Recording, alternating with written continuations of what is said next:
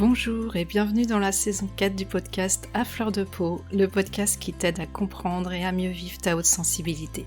Merci à toi qui es fidèle et qui m'écoute depuis les débuts et bienvenue à toi si tu me découvres tout juste. Pour faire les présentations en quelques mots, moi c'est Pascaline Michon et après de multiples détours pour trouver ma voie, je suis à présent photographe et coach de vie. J'accompagne les femmes très sensibles afin qu'elles puissent se reconnecter à leur essence profonde et ainsi retrouver une vie qui a du sens et qu'elles ont pleinement choisi.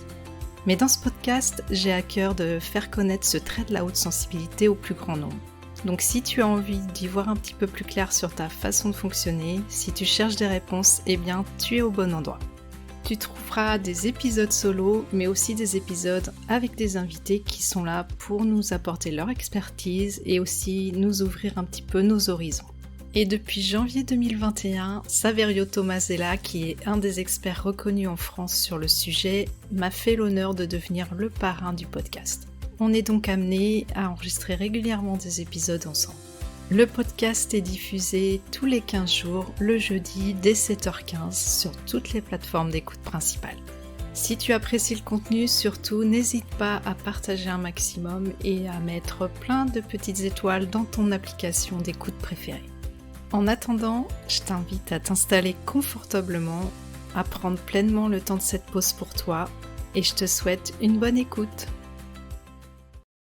Bonjour, je suis ravie de te retrouver pour ce nouvel épisode. Aujourd'hui, j'ai le plaisir de recevoir à nouveau Saverio Tomasella, le parrain du podcast, qui est psychanalyste, docteur, chercheur en psychologie, auteur de nombreux ouvrages, notamment autour de la sensibilité, et également à l'origine de la journée de la sensibilité qui a lieu chaque 13 janvier.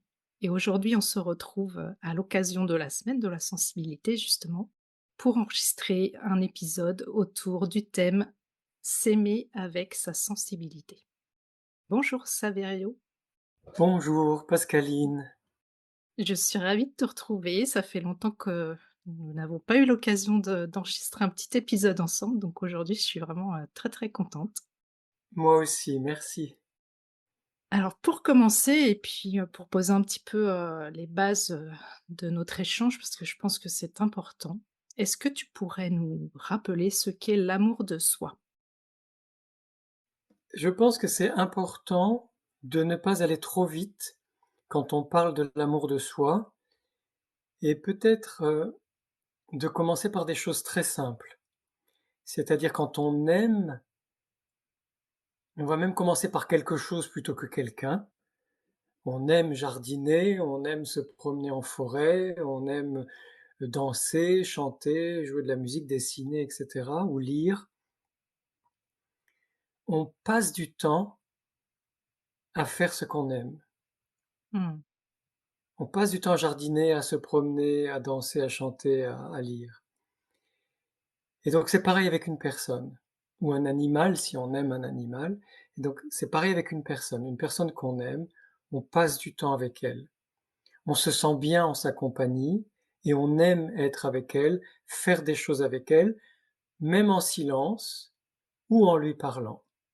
Mmh. La difficulté quand on parle de l'amour de soi, c'est de transposer la réalité concrète de cet amour, de cette façon d'aimer qui est pour tout le monde plus ou moins la même, c'est-à-dire de passer du temps avec l'autre pour nous-mêmes, avant même de chercher des explications psychologiques ou de dire à quoi ça pourrait correspondre. C'est simplement passer du temps avec soi, apprécier d'être avec soi. Mais même peut-être enlevons apprécier parce qu'il y a des personnes qui vont dire ah ben non moi j'apprécie pas tant que ça. C'est passer du temps avec soi-même pour faire quelque chose avec soi-même, ou faire quelque chose soi-même, se parler à soi-même, ou s'écouter soi-même, ou même ne rien faire, ne rien dire, et être dans le silence. Ça me semble être le fondement, passer du temps avec soi. Après, aimer c'est chérir, Mmh. aimer c'est choyer, aimer c'est prendre soin. Donc, s'aimer c'est se chérir, se choyer, prendre soin de soi. C'est-à-dire qu'on n'a pas besoin d'être dans une passion dévorante, on n'a pas besoin de s'aimer comme on aime une glace à la fraise ou un bonbon au chocolat. C'est-à-dire on n'a pas besoin de trouver que c'est génial. On n'a pas besoin de s'idéaliser soi-même. S'aimer, c'est apporter de l'amour ou être dans l'amour, plutôt que dans le sens: «Ah oui, je suis quelqu'un de formidable, c'est fabuleux, et je suis très satisfaite ou satisfait de qui je suis». Parce que bien souvent, on va être dans quelque chose de plus complexe que cette Mmh. satisfaction ou ce contentement de soi. Ce qui n'empêche pas de se chérir, de se choyer, de prendre soin de soi, et ce qui n'empêche absolument pas de passer du temps avec soi, d'être en compagnie avec soi-même, d'être en relation avec soi-même. Donc retenons que s'aimer, c'est d'abord être en relation avec soi-même. Ouais, c'est important. Effectivement, s'aimer soi-même, c'est pas quelque chose qui est aisé, ça ce n'est pas forcément naturel pour nous et c'est pas quelque chose qu'on nous a appris notamment et pourtant il me semble que c'est important, pour vivre une vie épanouie. Qu'est-ce que tu peux nous dire par rapport à ça? Alors, la plupart d'entre nous, et surtout toi comme moi, Pascaline, vu, nos histoires, Mmh. la plupart d'entre nous, nous avons connu une éducation de l'effort, de la discipline, du travail, du labeur, de l'obéissance, de, de faire beaucoup Mmh. et d'obtenir des résultats, et tout ça va à l'encontre de l'amour de soi. Parce qu'il ne s'agit pas de s'efforcer, il s'agit simplement de simplement ne veut pas dire quand c'est simple, c'est pas forcément facile, hein.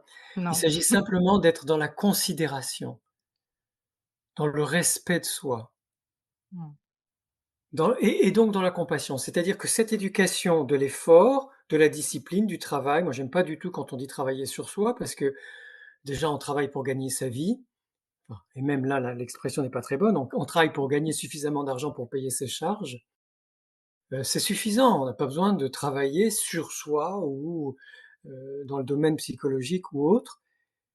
L'amour de soi, ça va plutôt être: je me considère, je me respecte et je suis capable d'éprouver de la compréhension, de la compassion pour moi-même. Et cette culture-là, nous l'avons peu.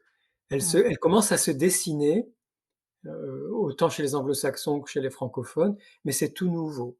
La Mmh. compréhension de soi, la considération et surtout la compassion. Mmh.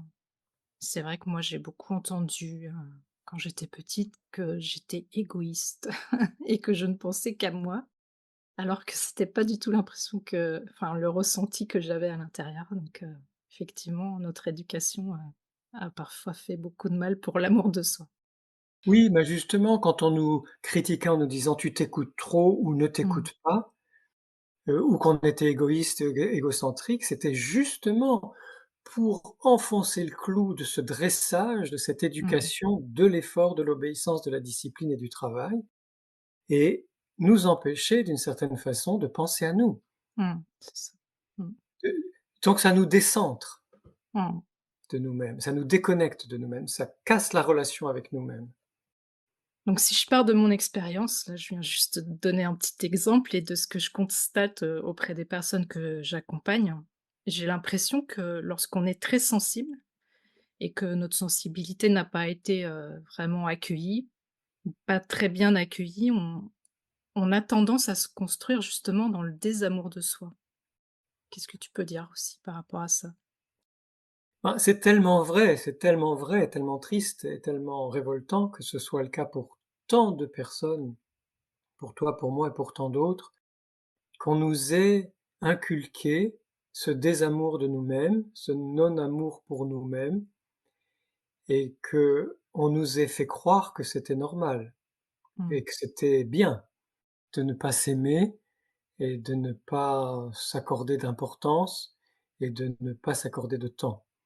Là, on est dans la révolution sensible quand on renverse cette, donne, cette mal-donne, c'est vraiment une mal-donne, pour rétablir la vérité profonde qui est que nous sommes dignes d'amour, chacune et chacun d'entre nous, surtout grâce à notre sensibilité, qui est vraiment le trésor le plus précieux des humains, et pour que nous puissions cheminer, parcourir ce chemin de l'amour de soi, de l'amour de notre sensibilité, de l'amour de qui nous sommes réellement, concrètement, profondément. Mmh. Et justement, la honte, d'être qui on est, c'est-à-dire de se sentir non conforme à ce que les autres, semblent attendre de nous, elle est très présente, même si parfois on n'arrive pas à nommer, clairement ce ressenti. Quelle est la conséquence de ce sentiment de honte qui parfois, nous habite? Alors c'est bien parce que tu emploies des mots forts, hein, tu parles de désamour, là maintenant de honte. Et la honte, c'est le pire des sentiments, c'est l'émotion la plus toxique qui existe, parce elle repose sur le rejet hors du groupe, hors de la communauté et même, on pourrait dire, hors de l'ensemble des humains. Elle rejette quelqu'un qui est indigne, Mmh. quelqu'un qui n'est pas non seulement n'est pas valable, n'est pas correct, n'est pas convenable, mais surtout est illégitime, est indigne. Et vivre avec ce sentiment de honte par rapport à notre être profond, puisque encore une fois notre sensibilité constitue notre être profond, Mmh. c'est particulièrement douloureux parce que nous croyons que du fait de ce qui est bon, précieux, important en nous, notre sensibilité, il y a quelque chose qui ne va pas, mais qui est grave puisque nous en avons honte et que nous croyons que soit nous devons la cacher, cette sensibilité, soit nous devons la masquer ou faire semblant, soit nous allons nous suradapter pour ressembler à, nous conformer à ce que les autres sont ou nous demandent. Mmh. Et dans chaque cas, dans toutes ces façons de faire avec notre sensibilité quand on en a honte, on va redoubler la douleur, on va augmenter la souffrance et la pire des douleurs, c'est de se couper de soi-même. C'est Mmh. de ne pas pouvoir être qui nous sommes et de jouer un rôle simplement pour être accepté. Mmh. Justement, tu parles souvent, enfin, je sais que tu le dis souvent, mais ce n'est pas la sensibilité qui nous fait souffrir, justement. C'est pas elle qui est la cause de notre souffrance. Alors, c'est très important de s'en rappeler, ou en tout cas d'en prendre conscience si c'est la première fois qu'on Mmh. l'entend, parce que notre sensibilité élevée nous fait ressentir tout plus fort, le plaisir, la joie, le bonheur, l'excitation, tout ce qui est agréable, mais aussi tout ce qui est désagréable et tout ce qui nous fait souffrir. Mais Mmh. c'est pas notre sensibilité pour autant qui est la source de cette souffrance. La source de cette souffrance, elle vient surtout, comme on vient de le dire, de ce désamour de nous-mêmes, de cette croyance que nous sommes indignes, de ces hontes répétées et souvent durables, inscrites en nous, que nous avons, du fait, de tous les reproches, de toutes les critiques qu'on nous a adressées à cause de notre sensibilité et ça nous empêche de nous aimer, ça nous empêche d'être bien avec nous-mêmes et ça nous empêche de cultiver ce bien le plus précieux qu'est notre sensibilité. Mmh. Dans une espèce de cercle vicieux où on se dit: «Bah, alors puisque je suis sensible, ça va pas» et chaque fois que je sens que je suis sensible, je m'en veux. Ce qui fait que cette honte, elle va déboucher sur une dévalorisation de soi-même, une dépréciation de soi-même, voire de l'autosabotage, toutes sortes de choses par rapport à l'illégitimité ou, Mmh. au fait de se croire mauvaise ou mauvais. Mmh.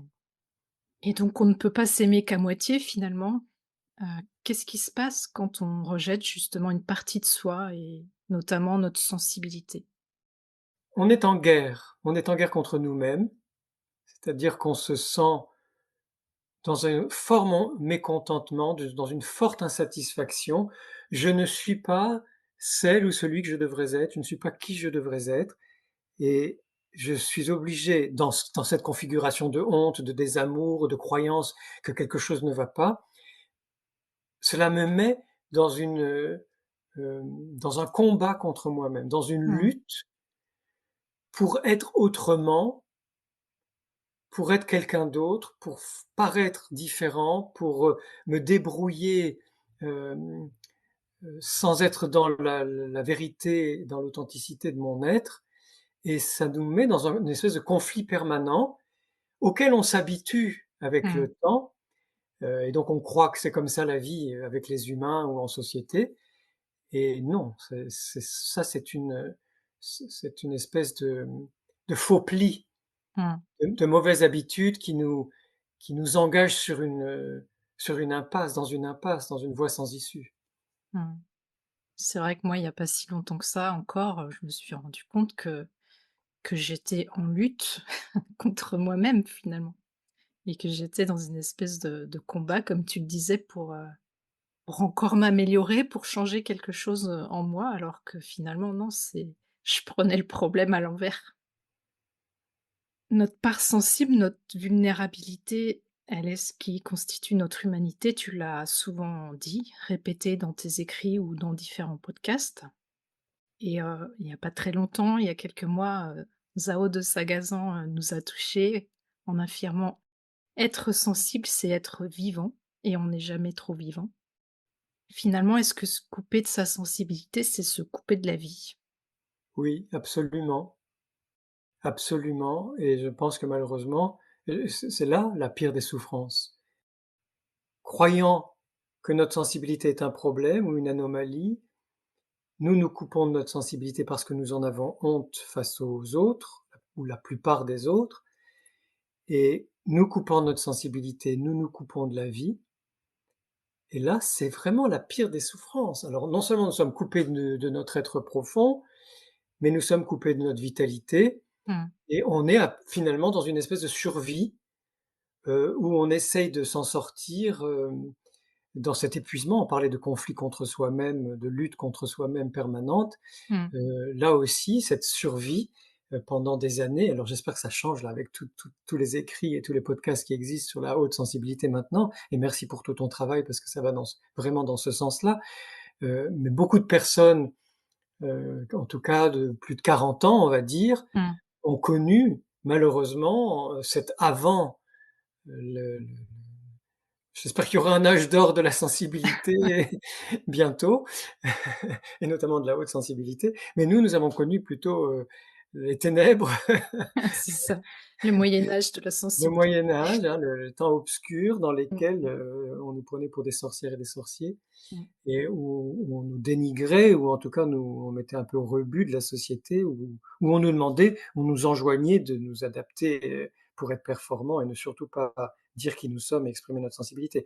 Donc tout ça était source d'une énorme souffrance puisque nous ne pouvions pas être dans l'élan créateur. L'élan vital, c'est un élan créateur, ça va Mmh. ensemble et c'est aussi un élan d'expression. Mmh. La création, c'est une expression de notre vitalité. Donc coupés de notre élan vital, nous sommes à la fois coupés de l'expression de notre être et coupés de nos capacités créatives et tout ça, ça crée du malheur, de la dévitalisation et beaucoup de déprime. Mmh. J'entends parfois aussi le mot «vivance». Est-ce que ça correspond aussi à cet, état de fait? Tout à fait, le mot vivant, c'est très beau, hein, c'est tout Mmh. ce qui est vivant et c'est dans la dynamique, dans le processus de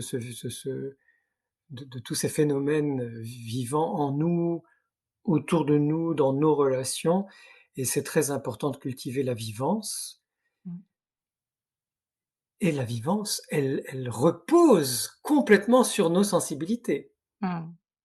Pour qu'il y ait de la vivance, il faut qu'il y ait du sensible, hein. Complètement. Aujourd'hui, je constate, notamment, à travers mes accompagnements, que beaucoup de personnes sont en recherche de solutions miracles pour aller tout de suite, mieux. Même dans le développement personnel, c'est vrai que j'en parlais tout à l'heure, on a tendance à viser un idéal, on cherche un petit peu à gommer, ce qui ne va pas, à devenir des meilleures versions de nous-mêmes, au lieu d'accueillir, justement nos fragilités, nos souffrances et les regarder avec compassion et bienveillance, comme tu nous le disais au départ. Moi aussi d'ailleurs, j'ai tendance, comme je le disais, à tomber parfois un petit peu dans ce travers-là. Et ça nous amène à être, justement très exigeants, envers nous-mêmes, très critiques, face à ce qui nous apparaît comme des faiblesses. Et la souffrance et la lenteur, on peut pas dire qu'elles soient beaucoup, mises en avant, de nos jours, elles sont pas très glamour. Mais est-ce que c'est des étapes, nécessaires quand, on désire se reconnecter à soi, quand on cherche à mieux se connaître? Alors tu as utilisé tu as abordé beaucoup de thèmes très, très importants. Commençons par le début, avec le développement personnel et la recherche des solutions miracles et le fait qu'on a pour objectif de devenir un idéal Mmh. ou un moi idéal. Je suis moi-même tombé dans le panneau et j'avais d'autant moins de raisons de tomber dans le panneau qu'ayant fait une longue, psychanalyse en plusieurs tranches avec plusieurs, psychanalystes, chacun d'eux, de façon récurrente dans chacune de ces psychanalyses, m'avait fait comprendre que vraiment c'était pas ça la question, Mmh.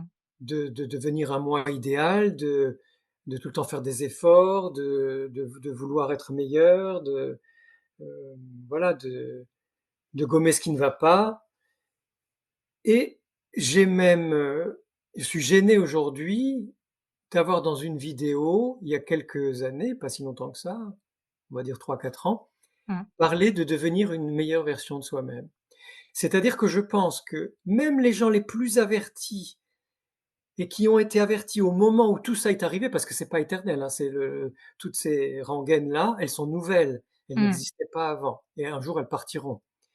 Eh bien, même si j'ai été très informé, je suis tombé dans le panneau, c'est-à-dire que j'ai été pris dans ce discours marketing des médias et des réseaux sociaux, au point qu'un jour, sans trop réfléchir, j'ai utilisé moi-même une de ces formules qui finalement nous dessert.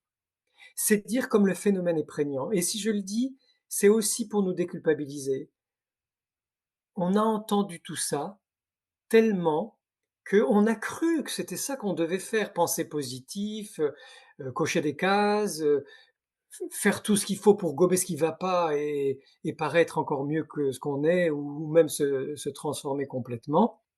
Ça nous empêche d'être nous-mêmes et encore une fois d'écouter notre sensibilité. Or, comme tu le dis très justement, dans notre sensibilité, il y a des forces et faiblesses, des qualités et des défauts, des moments où ça va, des moments où ça va pas, de la lumière et de l'ombre, etc., etc. Il y a tout. Mmh. Absolument tout. On ne peut rien gommer de notre sensibilité. Et ce qui compte, c'est de ne pas se focaliser uniquement sur ce qui ne va pas ou uniquement sur ce qui va. C'est plutôt d'avoir cette souplesse, cette flexibilité qui nous permet d'instant après instant, heure après heure, jour après jour, de suivre le cours de nos émotions, de nos humeurs, de notre énergie et donc de notre fatigue ou de notre entrain, de notre élan ou au contraire de notre besoin de repos, de euh, notre disponibilité ou de notre saturation. Pour nous les grands sensibles, c'est très important d'être à l'écoute de la saturation. Et, et de ne pas se focaliser non plus sur la vulnérabilité, c'est-à-dire que dans une société où on ne doit montrer que la performance, Mmh. on croit que la vulnérabilité ou la fragilité, c'est grave, c'est un problème. Mais pas du tout si en fait on accepte que ça fait partie de nos journées ou de certaines périodes, de certaines phases où il va y avoir des moments où on se sent en puissance, en capacité de faire des choses et d'autres moments où on se sent sans la capacité de faire ces choses-là ou sans l'énergie de réaliser nos projets, etc. Et qu'il y a des moments où on va se sentir capable d'affronter le monde avec une belle vaillance et d'autres moments où on se sent tout à fait incapable d'affronter le monde. Et ça ne veut pas dire qu'on est, bien sûr, on peut appeler ça de la vulnérabilité, mais c'est plutôt un moment où on est moins en forme, un moment où on est moins disposé à s'exposer face aux autres. Et je crois que ce serait bien qu'on rende ça glamour finalement, qu'on rende la lenteur, la patience, le, l'évolution, l'impermanence. En fait, il y a eu des périodes où l'Occident était complètement branché sur le bouddhisme, ce qui est Mmh. très intéressant. Parce que autant je crois que le bouddhisme a ses limites, comme toutes les autres religions, autant c'est une religion tellement différente des monothéismes que ça nous a apporté très souvent des grandes bouffées d'air pur. Mmh. Eh bien, dans le bouddhisme, il y a quelque chose d'extraordinaire, c'est l'acceptation de l'impermanence. C'est la prise de conscience que la vie est tout le temps en mouvement et que donc on ne peut s'agripper à rien. Ça va bien aujourd'hui, peut-être que ça ira moins bien Mmh. demain, c'est comme ça. Ça va pas très bien aujourd'hui, ça ira mieux demain, c'est comme ça. La vie bouge tout le temps. Et Mmh. là, je pense qu'on peut vraiment, ce serait bien de rendre glamour ce côté de l'impermanence en disant chouette, super, fabuleux, je suis quelqu'un de capable de m'ajuster avec flexibilité, souplesse et disons une certaine bonne grâce, de façon assez gracieuse, je suis capable de m'ajuster à des réalités très différentes d'un jour à l'autre ou d'un moment à l'autre, parce que justement je ressens, ma sensibilité me permet de percevoir, toutes sortes de réalités internes, intérieures et extérieures, Mmh. différentes d'un moment à l'autre.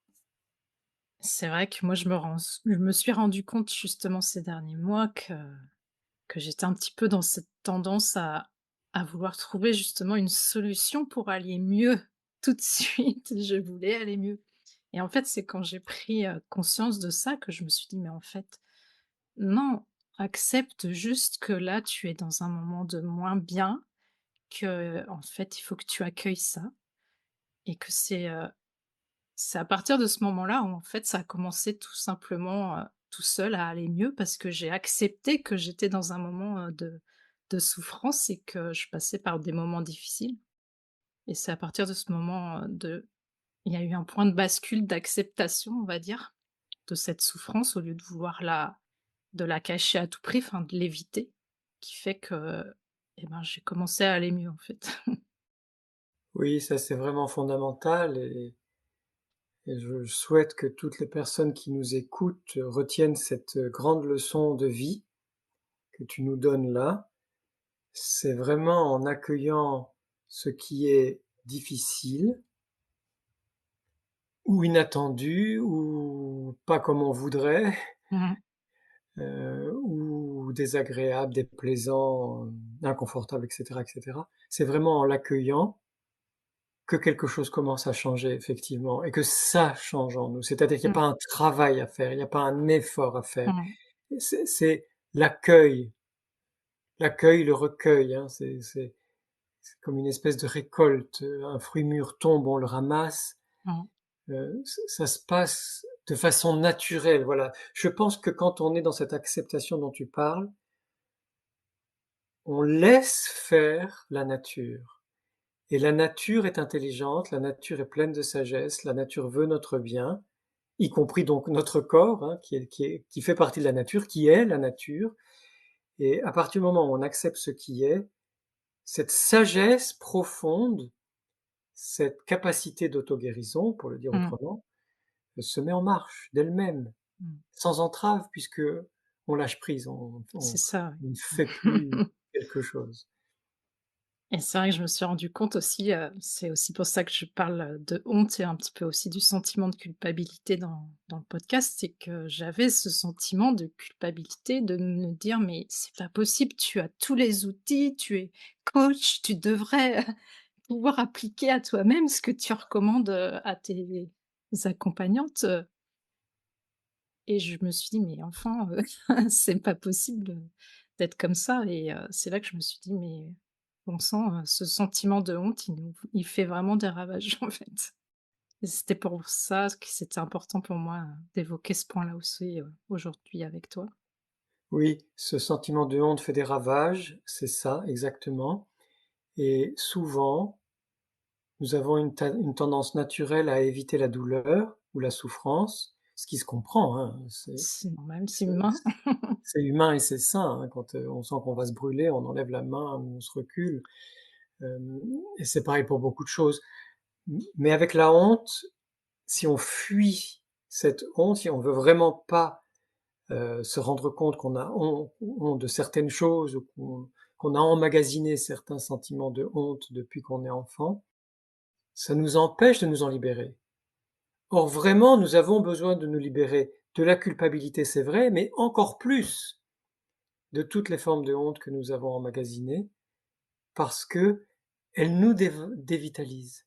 Mmh. Non seulement elles nous dévalorisent, on se sent pas digne, pas à la hauteur, pas bien, mais elles nous dévitalisent. Et il n'y a aucune raison d'avoir honte d'être qui nous sommes. Si on commet un acte vraiment répréhensible, grave, on va se sentir coupable et honteux d'avoir fait cette chose-là. Mais ce n'est pas du tout de ça dont on parle. Non. Nous, nous parlons d'être sensible, du fait d'avoir une grande sensibilité et de ça, il ne peut pas y avoir de honte. Nous ne pouvons pas sentir la moindre honte par rapport à notre sensibilité. Si c'est le cas, c'est qu'on nous a menti, c'est qu'on nous a trompés, c'est qu'on nous a humiliés, c'est qu'on nous a blessés, c'est qu'on nous a fait croire des choses fausses sur nous-mêmes et sur la vie. Et Mmh. toutes ces fausses croyances, d'une façon ou d'une autre, on a besoin de les extirper de nous pour nous libérer et nous Mmh. sentir bien Mmh. avec notre sensibilité. C'est ça, aimer notre sensibilité. C'est nous sentir bien avec notre sensibilité et la sentir bonne et la sentir juste, la sentir euh, complètement à sa place, complètement légitime. Alors ça prend du temps de s'aimer avec sa sensibilité et parfois, on a l'impression qu'on a beaucoup avancé puis hop, on revient en arrière. Comment faire pour apprendre justement, réapprendre à aimer sa sensibilité, à s'aimer avec sa sensibilité? Comment on peut, réintégrer, réapprivoiser cette part de soi? Quel est le premier petit pas que l'on peut faire pour ça? On a vu qu'il y avait pas de méthode magique. Est-ce qu'il y a un chemin à suivre? Alors c'est le chemin de l'amour, et le chemin de l'amour, c'est le chemin de la patience, de l'indulgence, de la compréhension, comme une maman qui va bien, parce qu'il y a beaucoup de mamans qui ont souffert aussi de leurs enfances à elles, de leurs parents, grands-parents, etc., de leur lignée généalogique, ou d'événements de leur histoire, et qui font que ces mamans-là ne vont pas suffisamment bien et elles ne peuvent pas apporter à leurs enfants cette, cette douceur, cette tendresse, cette affection, cette présence, etc. Mais imaginons une maman qui va vraiment bien. Cette maman qui va vraiment bien, elle est dans le bonheur, la joie d'être avec son bébé, qui va devenir un petit enfant, etc., etc. Garçon ou fille, peu importe. Elle est dans la joie, dans le bonheur, dans l'attendrissement, dans le fait de savourer chaque instant avec son bébé, avec son petit enfant. Eh bien, c'est ça que nous avons besoin de découvrir et de développer, de cultiver avec notre sensibilité. Imaginons que notre sensibilité est un bébé merveilleux, un enfant merveilleux. Elle est un bébé merveilleux, un enfant merveilleux, notre sensibilité est merveilleuse, et donc ayons cette joie, ce bonheur, cette chaleur intérieure, cette, cet amour dans le sens du plaisir d'être avec l'autre, ayons-le, cultivons-le pour notre sensibilité. Vincent de Paul disait quelque chose de très beau, il disait: «Aimer, c'est s'attarder». C'est très beau. Tu disais: «La Mmh. lenteur n'est pas de l'amour», mais moi je trouve que c'est super glamour. C'est que les il y a une grande partie de la population qui n'a rien compris. Aimer, c'est s'attarder, c'est-à-dire passer du temps avec quelqu'un. Mmh. Passons du temps avec cette merveilleuse sensibilité, avec notre merveilleuse sensibilité. Fréquentons-la. Partons à la découverte de notre sensibilité. Commencez quand je mange quelque chose que j'aime. Commencez quand j'écoute. Qu'est-ce que je ressens en moi quand j'écoute une musique que j'aime? Qu'est-ce qui se passe dans mon corps quand je danse, quand je marche, quand je nage, quand je saute de joie, etc. Quel délice c'est de se reposer ou de dormir ou de se réveiller après une bonne nuit de sommeil ou de regarder la nature, d'écouter le chant des oiseaux, etc. D'être dans cette saveur, dans le fait de goûter tout Mmh. ce que notre sensibilité nous apporte comme ressenti, instant après instant, c'est vraiment la fréquenter, c'est vraiment s'attarder, c'est vraiment passer du temps avec notre sensibilité. Et je pense que ça peut se faire par des tout petits pas. On n'a pas besoin d'avoir un programme, on est simplement dans le bonheur, dans le plaisir, dans le fait de savourer. Prendre son temps, c'est important aussi. Oui, Tu as fait aussi, j'avais envie d'en parler, une belle série de podcasts avec, Sophie Deligiannis, cet été et je pense que ça peut être, un bon point de départ justement pour apprendre à s'aimer, aussi avec sa sensibilité. merci. Qu'est-ce que tu aurais envie d'ajouter sur, le sujet qu'on vient d'aborder aujourd'hui? Peut-être simplement rappeler au-delà du temps, hein, tu disais prendre tout notre temps, prendre vraiment le temps, que ça c'est la clé fondamentale de passer du temps avec soi-même et à accueillir sa sensibilité, à l'écouter, à se laisser surprendre, étonner par sa sensibilité.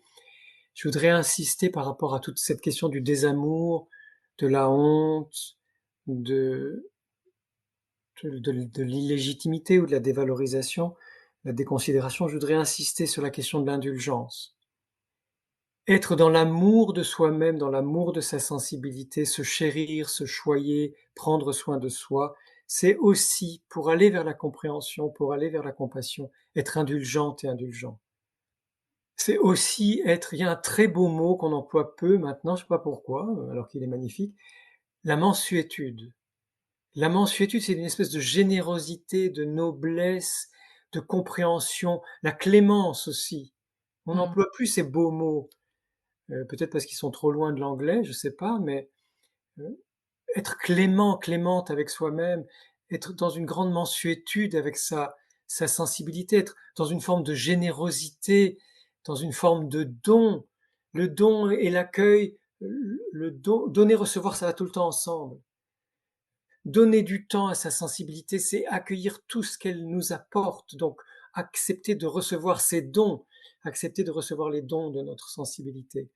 Je pense que nous pouvons toutes et tous gagner en étant plus indulgents, plus compréhensifs et plus cléments avec nous-mêmes. Et c'est mon leitmotiv de ces derniers mois, en tout cas de cette année 2024, faisons les choses ensemble. C'est très bien de passer du temps avec soi-même, je suis 1000 fois d'accord. Mmh. Il y a des temps qui n'ont pas besoin d'être nombreux, qui n'ont pas besoin d'être fréquents. Il y a des temps aussi à passer avec d'autres.